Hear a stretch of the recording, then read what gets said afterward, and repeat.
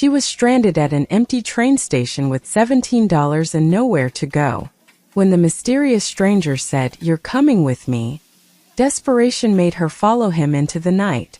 What she didn't know was that he was an ancient vampire king who'd waited 8 centuries for her arrival, and he had no intention of ever letting her go.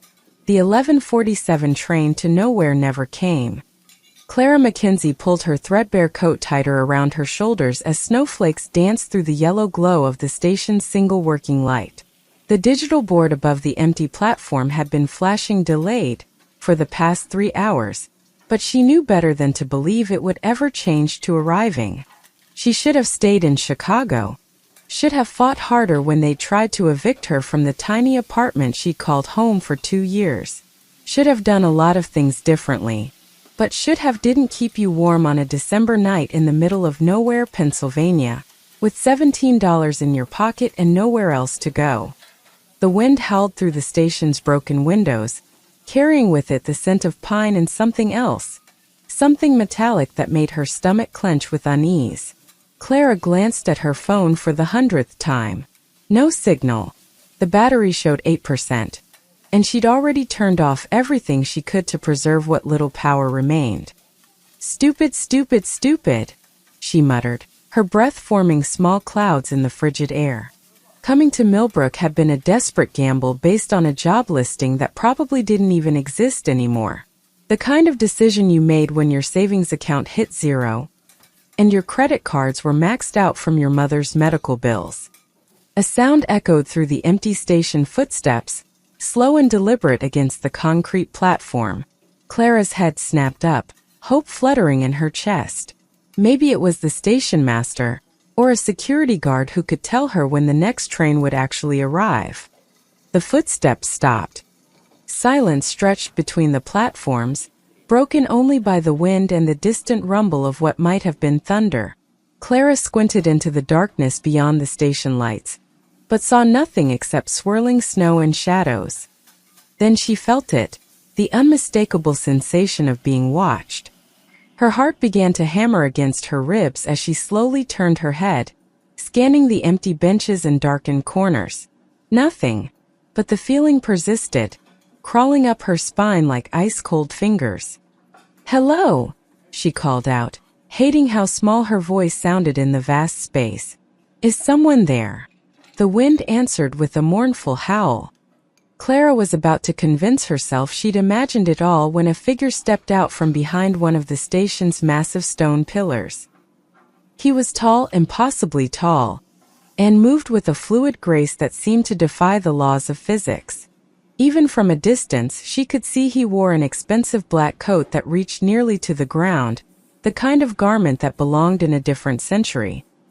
His dark hair was swept back from his face, and when he moved closer to the light, Clara's breath caught in her throat. He was beautiful in the way that dangerous things often were: sharp cheekbones, a strong jaw, and skin so pale it seemed to glow in the lamplight. But it was his eyes that made her want to run. They were the color of fresh blood, crimson and gleaming with an intelligence that felt ancient and predatory. "You're still here," he said, his voice carrying easily across the distance between them despite the wind. There was the faintest trace of an accent she couldn't place. European maybe, but older somehow. Clara's hand instinctively moved to the small canister of pepper spray attached to her keychain. "I'm waiting for the train." "No train is coming tonight." He took another step forward, and she noticed he made no sound at all despite the snow crunching under her own feet. "Or tomorrow night. Or any night, for that matter." "That's not possible. The schedule says." "The schedule lies." His lips curved in what might have been a smile, revealing teeth that seemed too white, too sharp. "Just as the job posting lied. Just as the address lied." Clara's blood turned to ice water. "What are you talking about?" "The position at Millbrook Industries. Senior administrative assistant, excellent benefits, housing provided." He tilted his head, studying her with those unsettling red eyes. "There is no Millbrook Industries, Miss Mackenzie. There never was." She shot to her feet, her legs shaking with more than just cold. "How do you know my name? Who are you?" I know many things about you, Clara. I know about your mother's cancer. I know about the medical bills that consumed your inheritance. I know about the eviction notice and the final warnings from the credit card companies. He moved closer, each step measured and deliberate. I know that you have no family left, no friends close enough to matter, and nowhere else to go. Tears stung her eyes, but she refused to let them fall. Stay away from me. I also know that you applied for 17 different jobs in the past month, and the only response you received was from a company that doesn't exist. His voice was gentle now, almost kind. Do you really think that was a coincidence? You're insane. Clara's hand closed around the pepper spray, but her fingers were so cold she could barely feel them. I'm calling the police. With what? Your phone has no signal here. It never will. He was close enough now that she could see the snowflakes melting before they touched his skin. This place exists between spaces, Clara. Between the world you know and the world you're about to discover. Please, she whispered, backing toward the station's main entrance. I don't know what you want, but I don't have anything. I don't have money or... I don't want your money. His eyes seemed to glow brighter in the darkness. I want you. Clara turned and ran. Her feet slipped on the icy platform, and she nearly fell twice before reaching the station's exit. But when she pushed through the doors, she found herself facing not the parking lot she'd arrived in, but a solid wall of swirling snow and shadow. That won't work, came his voice from directly behind her. She spun around, raising the pepper spray, but he was already there, close enough to touch, close enough to see the intricate silver pendant that hung from his neck, close enough to smell the scent of winter and something darker. You're coming with me, he said, and his voice carried a weight that seemed to settle into her bones. Clara tried to move, tried to scream, tried to do anything at all, but her body refused to obey. The pepper spray fell from her numb fingers and clattered to the ground. Sleep now, he whispered, and his hand touched her forehead with surprising gentleness. The world went black. Clara woke to the sound of crackling fire and the scent of old wood and leather. She was lying on something soft, a bed, she realized, with sheets that felt like silk against her skin. Panic shot through her as she sat up quickly, taking in her surroundings with wide eyes. She was in a bedroom that belonged in a medieval castle, stone walls covered with rich tapestries, furniture that looked like it had been carved centuries ago, and tall windows that revealed nothing but darkness beyond the glass. Candles flickered from iron sconces, casting dancing shadows across the walls. You're awake, said a familiar voice. Clara turned toward the sound and found him sitting in an ornate chair near the fireplace, his red eyes reflecting the flames. He'd removed his coat, revealing a black shirt that emphasized his pale skin and the lean strength of his frame. Where am I? She demanded, pulling the blankets up to her chin. Home, he said simply. This isn't my home. Take me back to the station. There is no station anymore. It served its purpose. He rose from the chair and moved toward her with that same impossible grace. My name is Alaric Drackle, and I am what your kind calls a vampire king. Clara stared at him, certain she was losing her mind. Vampire king. Right. And I suppose this is your castle. It is, he gestured to the room around them. Welcome to Castle Drackle, your new home. You're insane. Vampires don't exist. This is all some kind of sick game. Look at me, Clara.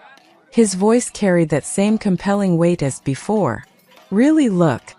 Against her will, her eyes fixed on his face. As she watched, his canine teeth elongated into sharp fangs, and his eyes blazed with an inner fire that no human could possess. You're going to be my bride, he said, his voice soft but absolute. My queen. It is your destiny and mine. Clara's scream echoed through the ancient stone walls, but no one came to help her. In the world she'd left behind, morning would come soon. But in Castle Drackle, she was beginning to realize it might always be night. Clara didn't sleep again that night.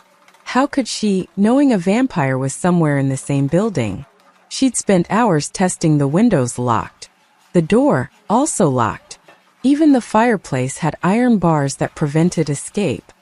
When dawn broke somewhere beyond the thick stone walls, exhaustion finally claimed her. She woke to find a tray of food waiting on the small table by the window. Fresh bread, cheese, fruit, and what looked like expensive wine. Her stomach growled, but she refused to touch any of it. This wasn't hospitality. It was captivity with better linens. The sound of the door unlocking made her jump. Alaric entered without knocking, looking as perfectly composed as he had the night before. Sunlight streamed through the windows behind him, and Clara noticed with growing unease that it didn't seem to affect him at all. "You haven't eaten," he observed, glancing at the untouched tray. "I don't accept food from kidnappers," Clara snapped, wrapping her arms around herself. She was still wearing yesterday's clothes, jeans, a sweater, and boots that now seemed pathetically ordinary in this grand room. "You are not a prisoner, Clara. You are my chosen bride." "I never chose anything." The words exploded from her with all the fury and fear she'd been holding back. "You took me from that station like some kind of predator. You drugged me, brought me to this place, and now you're talking about marriage like I agreed to it." Alaric's expression didn't change. "Your agreement was never required. Destiny rarely asks for our permission." "Destiny?" Clara laughed, the sound harsh and bitter. "You mean your delusion. I'm a real person with a real life, not some character in your twisted fairy tale. I had a job interview to get to, bills to pay. The job interview that never existed. The bills for a mother who died 6 months ago." His red eyes fixed on her with uncomfortable intensity. "Tell me, Clara, what exactly were you returning to? An empty apartment you couldn't afford? A life that was already over?" The truth hit her like a physical blow, but she refused to let him see how much it hurt. "That's not the point. It was my choice to make. And now you have a new choice. Accept your place as my queen or—" He let the words hang in the air. "Or what? You'll kill me? I would never harm you. But there are others in this castle who might not share my restraint." He moved toward the door. "Cool me. It's time you met your new family." Clara wanted to refuse, to lock herself in the room until someone came to rescue her. But the way he'd said others sent a chill down her spine. If there were more vampires in this place, she needed to know what she was facing.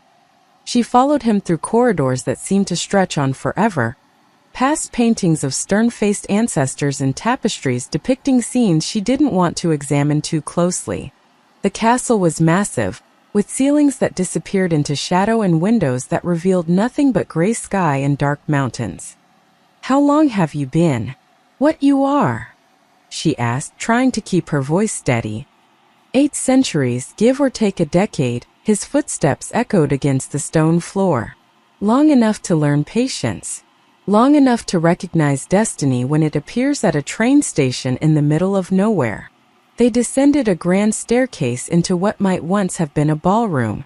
Now it served as some kind of gathering hall with clusters of people, vampires. Clara corrected herself, standing in small groups throughout the space. The moment she appeared, every conversation stopped. Clara had never felt so exposed in her life. Dozens of pairs of eyes turned toward her, and she could swear she saw several sets of fangs gleaming in the candlelight. These vampires were beautiful in the same dangerous way Alaric was, but their beauty felt cold and predatory. "She smells remarkable," said a woman with silver hair and skin like porcelain. She glided closer, her nostrils flaring slightly. So much life in her blood. So much fear. "Lady Morgana," Alaric's voice carried a warning. "Oh, I'm not complaining," Morgana purred, circling Clara like a cat stalking prey. "It's been so long since we've had fresh human blood in the castle. I'm simply wondering how long she'll last." A murmur of agreement rippled through the gathering. Clara's heart hammered so hard she was sure every vampire in the room could hear it. "She won't last the night," said a dark-haired man with scars across his pale throat. Humans are fragile things. The first time she sees us feed, she'll either die of fright or throw herself from the tower windows. I give her 3 days, another voice chimed in. Remember the last human Alaric brought here? Poor thing barely managed a week before the nightmares drove her mad. There was no last human, Alaric said, his voice sharp with authority. Clara is the first. The only 1 inch. Of course she is, Morgana smiled, showing her fangs. Just as she'll be the last once we're done with her. Clara found her voice, though it came out smaller than she'd hoped. I can hear you talking about me, you know? I'm standing right here. The vampires laughed. A sound like breaking glass that made Clara's skin crawl. She has spirit, said the scarred vampire. I'll give her that. But spirit won't protect her when hunger takes us. No one will harm her. Alaric's voice filled the hall, carrying a power that made the other vampires step back. She is under my protection. Anyone who touches her will answer to me personally. And if she tries to run? Morgana asked sweetly. She won't. Alaric looked directly at Clara. Because she's beginning to understand that she has nowhere left to run to. Clara wanted to argue, to tell him he was wrong, that she'd find a way back to her old life. But as she looked around at the gathered vampires, at their hungry stares and cruel smiles, she realized he might be right. She was trapped in a castle full of monsters, with no allies and no hope of escape. And the most terrifying part was the small voice in the back of her mind that whispered, maybe that wasn't entirely a bad thing. The thought made her hate herself almost as much as she hated him. 3 days passed in a blur of locked doors and untouched meals. Clara had tried everything, screaming until her voice gave out, throwing furniture against the walls, even attempting to climb out the window using bedsheets. Nothing worked. The castle seemed designed to hold prisoners, and she was beginning to suspect it had plenty of practice. On the 4th morning, a young woman appeared at her door. She had the pale beauty of a vampire but seemed less threatening than the others Clara had met. My lady, the woman said with a curtsy, I am Elena. Lord Alaric has requested that I escort you to the morning court. Morning court. The daily gathering where matters of the realm are discussed. Elena's voice was soft, but carried an undertone Clara couldn't identify. Your presence has been requested. Clara wanted to refuse, but the memory of hungry vampire eyes made her reconsider. At least in a public gathering, she might be safer than alone in her room. Fine, but I'm not changing clothes. Elena glanced at Clara's rumpled jeans and sweater with barely concealed distaste. As you wish, my lady. The great hall looked different in daylight. If the gray illumination filtering through the tall windows could be called daylight. Vampires filled the space, clustered in groups that seemed to shift and change like living shadows. At the far end, Alaric sat on an ornate throne carved from black stone, his red eyes scanning the room with the patience of a predator. The moment Clara entered, conversations ceased. She felt like a mouse that had wandered into a convention of cats. Ah, the future queen graces us with her presence. Lady Morgana's voice carried across the hall, dripping with false sweetness. She stood near the throne, dressed in a gown that probably cost more than Clara's entire wardrobe. How quaint. Tell me, dear, did you sleep well? I know how difficult it can be for humans to rest when surrounded by their natural predators. Several vampires chuckled, a sound that raised goosebumps along Clara's arms. I slept fine, Clara lied, lifting her chin. She wouldn't give them the satisfaction of seeing her fear. How wonderful, Morgana smiled, her fangs gleaming. Though I must say you look rather worn. Are you quite certain you're strong enough for court life? The responsibilities of a queen can be so overwhelming. I'm sure I'll manage. Will you? Morgana moved closer, her voice pitched low enough that only nearby vampires could hear. Because whispers travel quickly through castle walls. And the whispers say you spend your days weeping and your nights screaming. They say you refuse to eat, refused to bathe, refused to accept your role here. Heat flooded Clara's cheeks. Some of that was true, but she wouldn't apologize for being human in a castle full of monsters.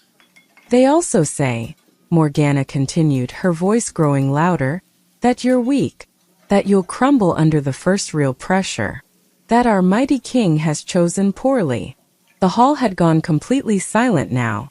Clara could feel dozens of eyes watching this exchange, waiting to see how she would respond. Perhaps, said a vampire lord Clara didn't recognize, our king's judgment has been compromised by loneliness. 8 centuries is a long time to go without a mate. Careful, Lord Victor. Alaric's voice cut through the murmurs like a blade. Victor stepped forward undeterred. I speak only out of concern for the realm, my lord. A human queen? The other vampire houses will see it as a sign of weakness. They'll challenge your authority, question your fitness to rule. Let them come, Alaric said quietly. I will remind them why I wear the crown. And when they come for her specifically, Morgana gestured toward Clara with one elegant hand. When they realize they can cripple you by harming one fragile human girl. What then?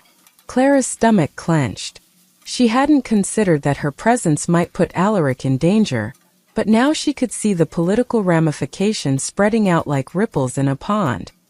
She cannot fight, Victor continued. She cannot defend herself. She cannot even survive on her own. We all saw how easily she was captured. What happens when Lord Cassius of the Eastern Houses decides to test your resolve? Or when the Crimson Court sends assassins? Will you sacrifice the stability of your kingdom for one mortal woman? One mortal woman who will be dead within the decade anyway, added another voice. Humans age so quickly. In 20 years she'll be gray and wrinkled while you remain unchanged. In 50 she'll be dust. Is a moment's infatuation worth destabilizing centuries of carefully maintained power? Clara felt smaller with each word. They weren't wrong. She was weak compared to them, defenseless, aging. Everything they said about her was true. Perhaps, Morgana said, her voice silky with false concern, it would be kinder to return her to the human world. Before she becomes a liability none of us can afford. Yes, Victor nodded. Send her home before the other houses learn of her existence. Protect both her life and your throne. The murmurs of agreement grew louder. Clara looked around the hall and saw vampires nodding, their expressions ranging from pity to cold calculation. They were talking about her like she was a political problem to be solved, not a person with thoughts and feelings. She glanced toward Alaric, expecting him to defend her, to shut down the discussion with royal authority. Instead, she found him watching her intently, his red eyes unreadable. Was he considering their words? Was some part of him wondering if they were right? You see, Morgana whispered, leaning close enough that her cold breath touched Clara's ear. Even he begins to doubt. How can you be a queen when your own king questions your worth? Clara's throat tightened. She was surrounded by creatures who saw her as nothing more than a weakness to exploit, a mistake to correct. The weight of their disdain pressed down on her like a physical thing. She was a lamb in a den of wolves, just as she'd feared. And for the first time since arriving at the castle, she wondered if they might be right about her after all. But then she caught Alaric's eye across the room, and something passed between them. A flicker of understanding, of recognition. His gaze never wavered, never left her face, even as his court whispered about her inadequacy. Whatever game was being played here, she was beginning to suspect it was more complex than it appeared. That evening, Clara paced her room like a caged animal. The morning's humiliation burned in her chest, fuel for the anger that had been building since her first night in this cursed place. She'd been displayed like a trophy, dissected like a specimen, and dismissed like a child. Enough was enough. When the door unlocked, she was ready. You bastard! She launched into Alaric the moment he stepped inside. How dare you parade me in front of your court like some kind of circus act? They tore me apart while you sat there and watched. He closed the door behind him with deliberate calm. You held your own remarkably well. I held my own. They called me weak, useless, a liability to your precious kingdom. And you just sat there, her voice cracked despite her best efforts to stay strong. What did you expect me to do? Alaric moved toward the fireplace, his movements fluid and hypnotic even when Clara was furious with him. Silence them with royal decree? Prove their point about my judgment being compromised. I expected you to defend me. He turned to face her, and something in his expression made her breath catch. For a moment, his carefully controlled mask slipped, and she saw something raw and almost human in his red eyes. Do you think it was easy? His voice was quieter now, but no less intense. To sit on that throne and listen to them question everything I've worked centuries to build? To hear them dismiss you as worthless when you are, he stopped, running a hand through his dark hair. When I am what? When you are the first person in 800 years to look at me and see something worth saving. The words hung between them like a bridge Clara wasn't sure she wanted to cross. She'd expected arrogance, expected him to dismiss her feelings. She hadn't expected vulnerability. I don't see anything worth saving, she lied, but even as the words left her mouth, she knew they weren't entirely true. Alaric moved closer, and despite every rational thought screaming at her to back away, Clara found herself frozen in place. There was something about his presence that both terrified and fascinated her, like standing at the edge of a cliff, knowing you should step back but unable to stop looking into the abyss. Then why does your heart race when I'm near? His voice was barely above a whisper. Why do you watch me when you think I'm not looking? I don't. You do. He was close enough now that she could see the silver flecks in his crimson eyes, could smell the scent of winter that seemed to cling to his skin. Just as I watch you. Just as I've watched you struggle with the same pull that brought you to that train station in the first place. Clara's breath came in short gasps. You're imagining things. Am I? His hand reached out, not quite touching her face but close enough that she could feel the cold radiating from his skin. Then why haven't you tried to escape since the first night? Why do you argue with me instead of cowering in fear like any sensible human would? Because you're not just a monster, she thought but couldn't say aloud. Because sometimes when you look at me, I see loneliness that matches my own. Because despite everything you've done, part of me wonders what it would be like to be wanted by someone who's waited centuries to find me. Instead, she stepped back, putting distance between them. Because I'm not going to let you break me. I don't want to break you, Clara. I want to free you. Free me. She laughed bitterly. You kidnapped me, locked me in a castle full of vampires who want to eat me, and now you're talking about freedom. You were already in a prison, bills you couldn't pay, a life that was suffocating you, a world that had no place for someone like you. His eyes never left her face. At least here, you have a chance to be something extraordinary. By becoming your pet? Your trophy bride. Clara's anger flared again, giving her strength. I won't be dressed up and displayed for your amusement. I won't smile and nod while your court decides whether I'm worthy of existing. And I sure as hell won't pretend to be grateful for a cage just because it has golden bars. Something flickered across Alaric's expression. Surprise, maybe, or approval. Good. Good. A queen who bends to every wind would be useless to me. A queen who fights for what she believes in, he smiled. And for the first time, it wasn't cold or calculated. It was genuinely pleased. That is something worth having. Clara stared at him, confused by the sudden shift. I'm not your queen. Not yet, he agreed. But you're beginning to understand what you could become.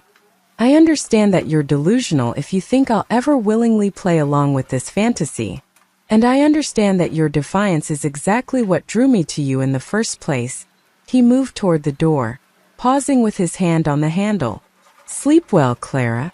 Tomorrow brings new challenges. Where are you going? To deal with the whispers in my court. Some of today's comments crossed a line that shouldn't have been crossed.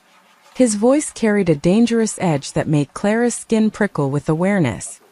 "Don't hurt them because of me. I'm not doing it for you," he said, but the look in his eyes suggested otherwise. "I'm doing it because a king who allows his queen to be insulted is no king at all." After he left, Clara sank onto the bed, her legs suddenly unsteady. She hated that his words affected her, hated the way her pulse had quickened when he'd stood so close. Most of all, she hated that part of her had wanted him to close that final distance between them. She was attracted to her captor. The realization made her sick with self-loathing, but she couldn't deny it anymore. There was something magnetic about Alaric, something that called to a part of her she hadn't known existed. But attraction didn't mean surrender. Whatever game he was playing, whatever he truly wanted from her, she wouldn't make it easy for him. If he wanted a queen, he'd have to prove she was worth the crown. And if he wanted her heart, he'd have to earn it, cage or no cage. Clara's newfound resolve lasted exactly 3 days before she discovered just how dangerous her situation truly was. She'd been exploring the castle during the day, when most of the vampires retreated to their chambers to avoid even the filtered sunlight. Elena had mentioned that certain sections were off-limits, but Clara had never been good at following rules, especially rules imposed by captors. The castle's library drew her like a magnet. She'd always found solace in books, and after days of feeling powerless, she craved the escape that only stories could provide. The massive room stretched 3 stories high, with ancient tomes lining shelves that disappeared into shadow. Dust motes danced in the pale light filtering through tall windows, and the air smelled of old paper and secrets. Clara had been browsing for nearly an hour when she heard voices echoing from somewhere deeper in the library's maze of shelves. The acoustics of the stone room carried sound strangely, making it impossible to tell exactly where the speakers were located. "The situation grows more dangerous by the day," said a voice she didn't recognize, cultured, with a slight accent that sounded Eastern European. "Lord Cassius has been sending messengers throughout the week. And what does the Eastern House want?" This voice Clara knew Lord Victor, the vampire who had questioned Alaric's judgment in court. What they've always wanted, Alaric's throne. But now they have the perfect weapon to claim it. Clara froze, her hand halfway to pulling a book from the shelf. They were talking about her. "One human girl?" Victor scoffed. "Hardly seems like much of a weapon." "You're thinking too simply," the first voice replied. "It's not what she is. It's what she represents. 8 centuries of invincibility, and Alaric shows weakness for a mortal. The other houses smell blood in the water. Morgana's reports have been detailed," Victor said, and Clara could hear the smile in his voice. "Apparently the girl cries herself to sleep most nights, refuses to eat properly, shows no signs of adapting to our world. Perfect." A weak link in an otherwise impenetrable chain, the unknown voice grew closer, and Clara pressed herself deeper into the shadows between the shelves. "Cassius has already reached out to the Crimson Court and the Northern clans. They're willing to coordinate their efforts." "Coordinate how?" "Abduction first. If we can take the girl without killing her immediately, Alaric will come for her. He'll abandon his strategic advantages, leave his stronghold, walk into whatever trap we prepare." The speaker paused, and Clara heard the soft sound of pages turning. "Once we have him vulnerable, we eliminate both problems at once." Clara's blood turned to ice. They weren't just plotting against her. They were planning to use her as bait to destroy Alaric. "And if the abduction fails?" Victor asked. "Then we move to more direct measures. A human's life is so fragile. An accident during a feeding, a fall down stone stairs, a fire in her chambers while she sleeps." The casual way he discussed her death made Clara's stomach clench with terror. Alaric's grief will make him reckless, and reckless kings don't keep their thrones for long. "The plan has merit," Victor agreed. "But getting to her won't be easy. Alaric has tripled the guard rotation since her arrival, which is why we have friends on the inside. Elena has proven cooperative. Clara's heart stopped. Elena, the sweet vampire who had been kind to her, who had escorted her through the castle and brought her meals when she refused to eat in the great hall. The girl trusts her completely, Victor continued. Elena could lead her anywhere in the castle without suspicion. Cassius prefers the old wine cellars. They connect to the underground passages that lead beyond the castle walls. We could have her out of Drackle territory before anyone realizes she's missing. And once she's in Cassius's hands, he has creative plans. Apparently he wants to send Alaric pieces of her.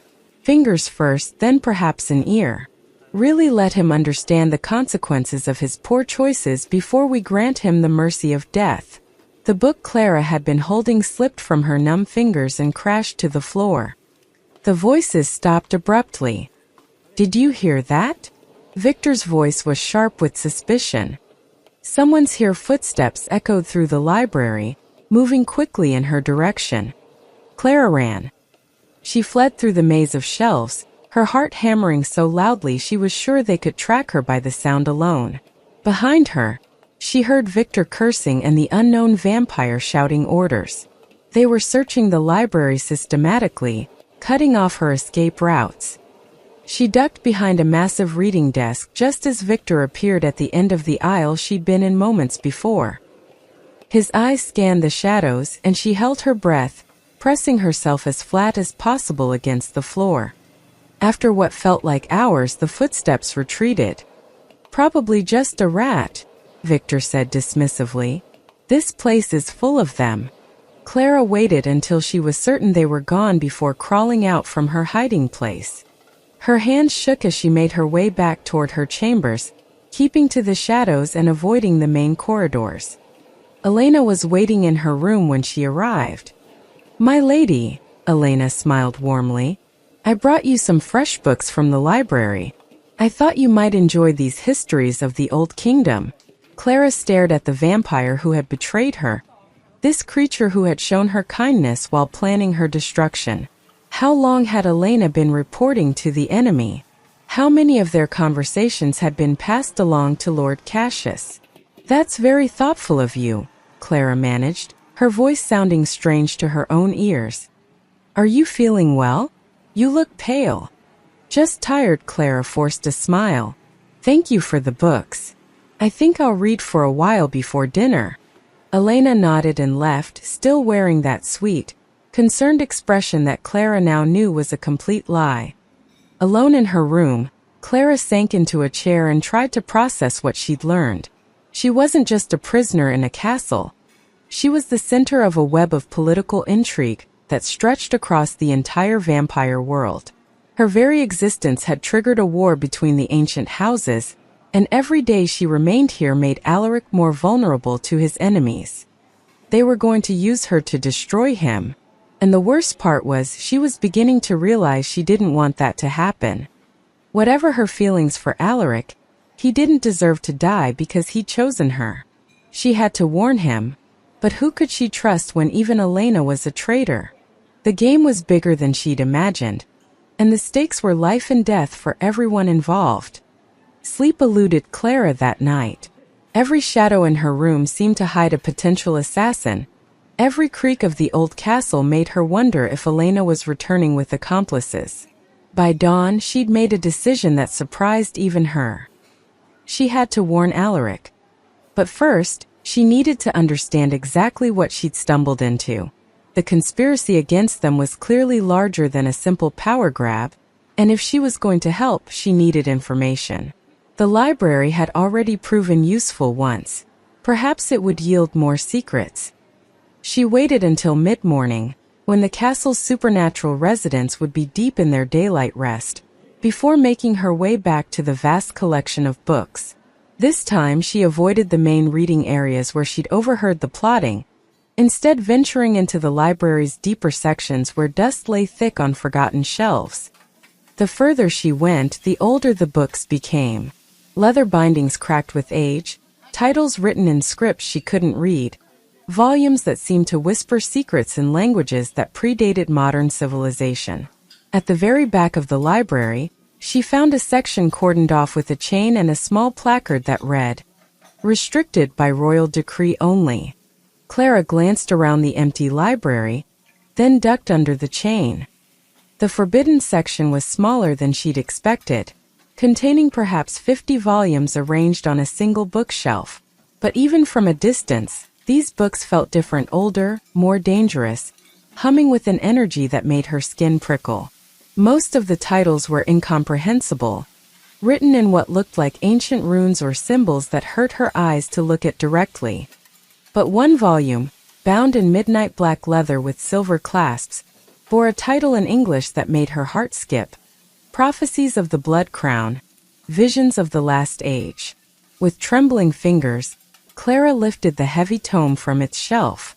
The moment she touched the leather binding, images flashed through her mind, brief, disjointed visions of fire and shadow, of a woman standing between two worlds, of chains breaking and curses ending. She dropped the book, gasping. It hit the floor with a sound like thunder, falling open to a page near the middle. Ancient script covered the yellowed parchment, but as Clara stared at the incomprehensible words, they began to shift and change, rearranging themselves into text she could understand. In the 8th century of the Blood Crown's reign, when winter's grip holds the world in chains, a mortal daughter of sorrow shall appear, born of loss but free of fear. Clara's breath caught. The prophecy was about her, it had to be. The timing, the circumstances, even the reference to sorrow and loss. She shall come to the king unbidden, by station platform, destiny hidden, though she knows not her true worth. Her blood shall herald the world's rebirth. The train station.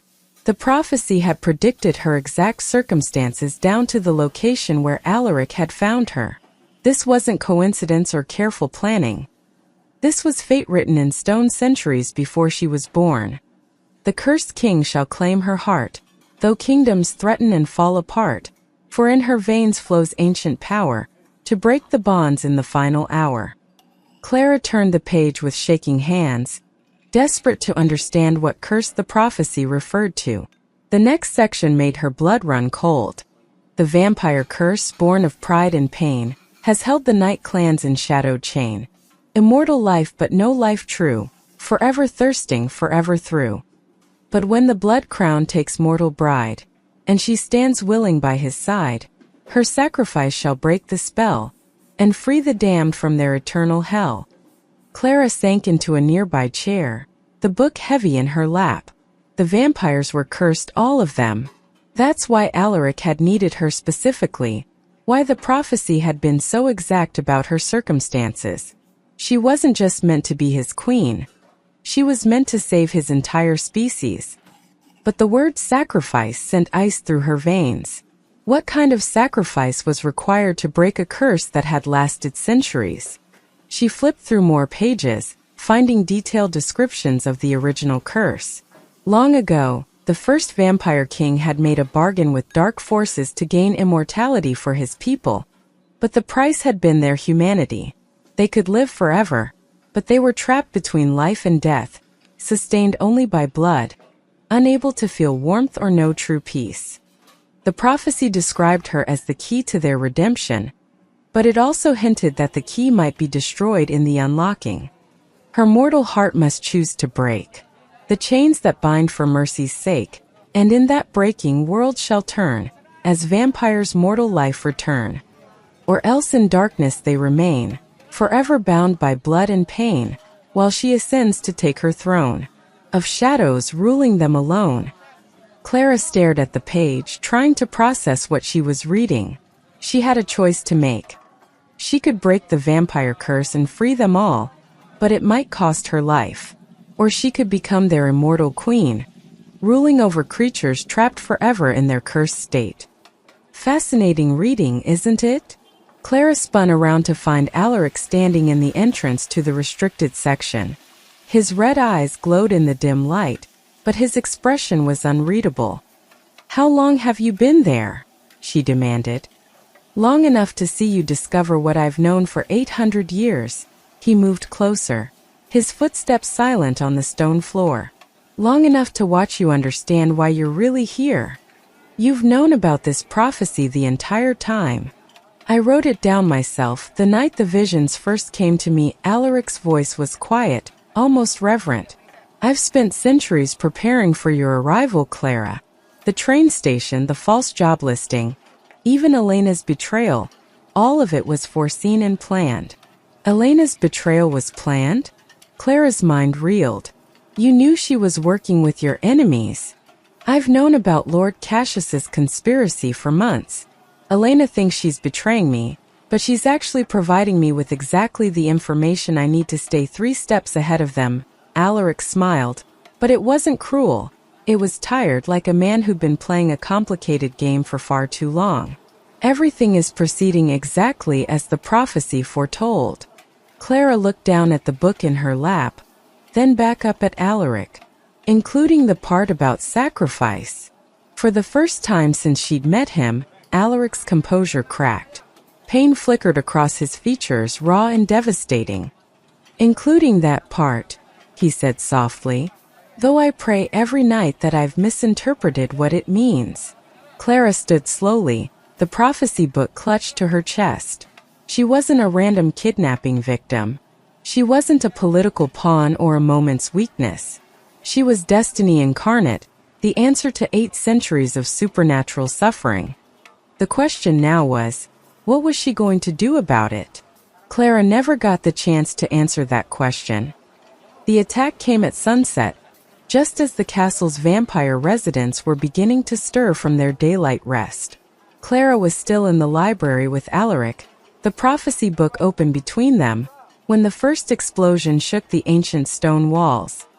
What was that? Clara gasped, clutching the table for support as dust rained from the ceiling. Alaric's head snapped up, his red eyes blazing with sudden fury. Cassius! He's moved faster than I anticipated. Another explosion, closer this time, sent books tumbling from their shelves. They're using some kind of explosive device to breach the outer walls. I thought you said everything was going according to prophecy. It is. This is exactly what was foretold. Alaric stood, his entire demeanor shifting from scholar to warrior king in an instant. The final battle comes tonight, Clara, and you must choose. Through the tall windows, Clara could see fires blooming in the darkness beyond the castle walls. Dark shapes moved through the night, dozens of them, maybe hundreds. The rival vampire clans had united against Alaric, just as she'd overheard them planning. Choose what? She demanded, even though part of her already knew. Your destiny. Stay and fulfill the prophecy, or run while you still can. Alaric's voice was steady, but she could see the pain in his eyes. I won't force you into a sacrifice you haven't chosen freely. A third explosion, much closer, blew out several windows. Glass showered the library floor as armed figures began pouring through the breach. Clara could see fangs gleaming in the firelight, could hear the sounds of battle echoing through the castle corridors. My lord! Elena burst into the library, and for a moment Clara tensed, remembering the vampire's betrayal. But Elena's face showed genuine panic, and Clara realized this might be part of the complex game Alaric had been playing. They've breached the Great Hall. Lord Victor is leading a group toward your private chambers, but I've redirected them toward the wine cellars. Excellent, Alaric nodded. And Lord Cassius? He's demanding you present yourself in the courtyard for single combat. He says if you refuse, they'll burn the entire castle with everyone inside. Clara grabbed Alaric's arm. You can't go out there. It's obviously a trap. Of course it's a trap. Alaric's smile was sharp and predatory. But it's my trap, not his. Another explosion rocked the castle, and this time Clara could hear screaming. The battle was getting closer, and she could smell smoke drifting through the broken windows. I have to go, she said suddenly, surprising herself with the words. Clara. No, listen to me. She stepped closer to him, her heart hammering with decision. I spent my whole life running from difficult choices. I ran from my mother's illness instead of facing it with her. I ran from Chicago when the bills got too high. I would have run from that train station if you hadn't stopped me." She took a shaky breath. "I won't run anymore. You don't understand what you're choosing. The prophecy speaks of sacrifice." "Maybe it does. Or maybe we're interpreting it wrong." Clara picked up the prophecy book, flipping to the page about breaking chains. "Look at this line again. Her mortal heart must choose to break the chains that bind. What if it's not talking about my heart stopping? What if it's talking about my heart opening?" Alaric stared at her, hope and fear warring in his ancient eyes. "There's only one way to find out," Clara continued, "and I'd rather face whatever comes next standing beside you than spend the rest of my life wondering what I could have been." The sound of approaching footsteps echoed through the corridors. They were out of time. "Then we face this together," Alaric said, offering her his hand. Clara took it without hesitation. They emerged from the library into chaos. Vampire warriors clashed in the great hall, their movements too fast for Clara's human eyes to follow clearly. She could see Morgana fighting back-to-back with another vampire against 3 attackers, her silver hair whipping as she moved with lethal grace. But it was clear that Alaric's forces were outnumbered. For every enemy that fell, 2 more seemed to take their place. "Alaric!" Lord Cassius's voice boomed through the hall. "Face me, you coward, or watch your pathetic kingdom burn." Clara looked toward the main entrance and saw him, a vampire even taller than Alaric, with scars crisscrossing his pale face and eyes like burning coals. He wore armor that looked like it belonged in a medieval battlefield, and the sword in his hand gleamed with an otherworldly light. "He's using cursed steel," Alaric muttered, "forged specifically to kill vampire royalty." "Then don't fight him with swords," Clara said. She opened the prophecy book, feeling the power thrumming through its pages. "Fight him with destiny." Before Alaric could stop her, Clara stepped forward into the center of the hall. Her voice carried over the sounds of battle as she began to read from the ancient text. In the 8th century of the Blood Crown's reign, when winter's grip holds the world in chains, the words felt different now, charged with meaning and power. As she spoke, the fighting around them began to slow. Vampires on both sides turned to stare at the human girl standing fearlessly in the middle of their battlefield. "A mortal daughter of sorrow shall appear, born of loss but free of fear." Light began to emanate from the book, not harsh or blinding, but warm like sunlight, impossible as that should have been in a place full of vampires. The light spread outward from Clara, and everywhere it touched, she could see the cursed creatures beginning to change. Lord Cassius snarled and raised his sword, but when he tried to step into the growing circle of light, it repelled him like a physical barrier. "Her sacrifice shall break the spell," Clara continued, her voice growing stronger, "and free the damned from their eternal hell." The light reached Alaric, and Clara watched in amazement as his red eyes flickered, showing hints of blue beneath the crimson. The same thing was happening to the other vampires touched by the prophecy's power. Their cursed features were softening, their humanity beginning to resurface. "But I choose a different sacrifice," Clara declared, deviating from the ancient text. "I sacrifice my old life, my human limitations, my fear of the unknown. I choose to become something new, not just your queen, but your partner in breaking these chains forever." The light exploded outward, washing over the entire castle, and in that moment, Clara felt the power within her blood awakening, not to destroy, but to transform. She was no longer just a frightened girl from Chicago. She was the key to salvation, and she had finally chosen to turn. The transformation began with light. Clara felt power coursing through her veins like liquid fire, but instead of burning, it healed. Around her, the vampires caught in the prophecy's radiance began to change. Their pale skin gained warmth and color, their predatory fangs receded to normal human teeth, and most remarkably, their eyes lost that haunting red glow and returned to natural human shades. Alaric staggered as the light reached him fully, His hand pressed to his chest as if his heart had suddenly remembered how to beat. When he looked up at Clara, his eyes were the deep blue of a winter sky, and for the first time in 8 centuries, they held genuine tears. "Clara," he whispered, reaching for her. "What have you done?" "What I should have done from the beginning," she replied, stepping into his embrace. "I chose love over fear."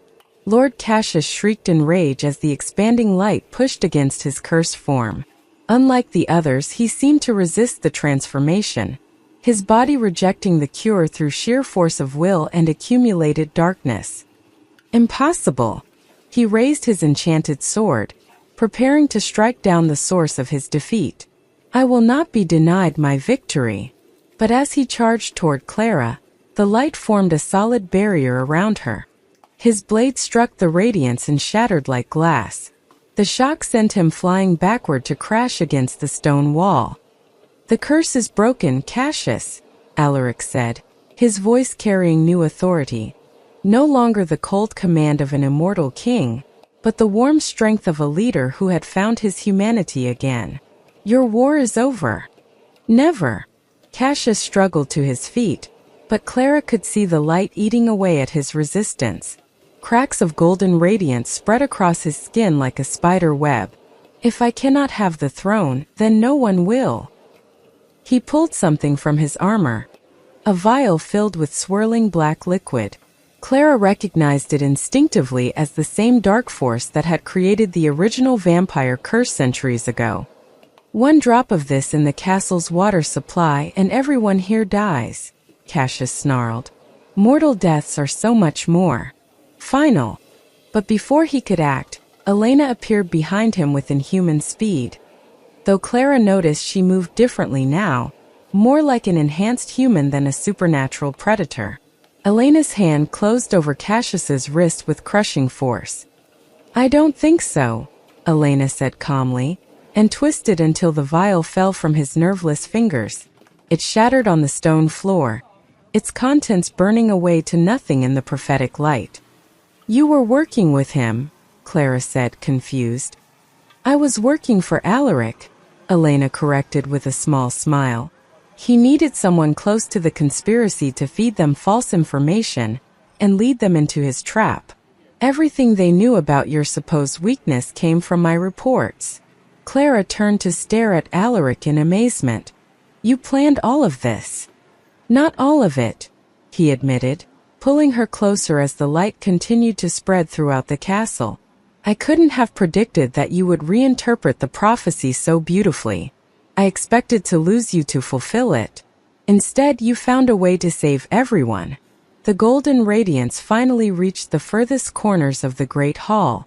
Lord Victor and the other conspirators collapsed as their cursed nature was stripped away, leaving them gasping and disoriented, but undeniably alive in a way they hadn't been for centuries. Even Lady Morgana seemed transformed, her silver hair gaining streaks of its original auburn color, as she examined her hands with wonder. "I can feel my heartbeat," she whispered, pressing her palm to her chest. "I can feel warmth." Across the hall, similar scenes of amazement played out as vampires rediscovered their humanity. Some wept openly, others laughed with joy, and a few simply stood in stunned silence as sensations they'd forgotten returned to them. "What happens now?" Clara asked, watching the former vampire lords struggle to understand their new mortality. "Now we rebuild," Alaric said, his arms tightening around her. "A kingdom based on cooperation rather than predation. A court where humans and former vampires work together instead of viewing each other as prey and predator. And us." Alaric smiled, not the cold, controlled expression she'd grown used to, but something warm and genuine and completely human. "Now I get to court you properly, to earn your love instead of commanding it, to prove that I'm worthy of the woman who saved my soul." Clara looked around the great hall, at the former vampires learning to be human again, at Elena organizing efforts to tend the wounded, at Morgana arguing with Victor about proper protocols for their new government. It wasn't the life she'd imagined when she'd sat shivering at that train station, but it was something far better. "I love you," she said simply, the words coming easier than they ever had before. And I love you, Alaric replied, his blue eyes shining with tears of gratitude. My queen, my salvation, my choice. As the first true dawn in 8 centuries broke over Castle Drackle, Clara Mackenzie stood at a tall window beside the man who had once been a vampire king. The sunlight streamed through the glass, warming their faces without causing any harm, and she could see in the distance that the storm clouds that had perpetually hung over the vampire lands were finally beginning to clear. She had come to this place as a desperate woman with nowhere else to go. She was leaving her old self behind to become someone new, not through force or circumstance, but through the conscious choice to embrace love over fear, hope over despair, and destiny over defeat. The curse was broken, the kingdom was saved, and Clara had finally found the home she'd been searching for all her life. The prophecy was complete, but their story was just beginning.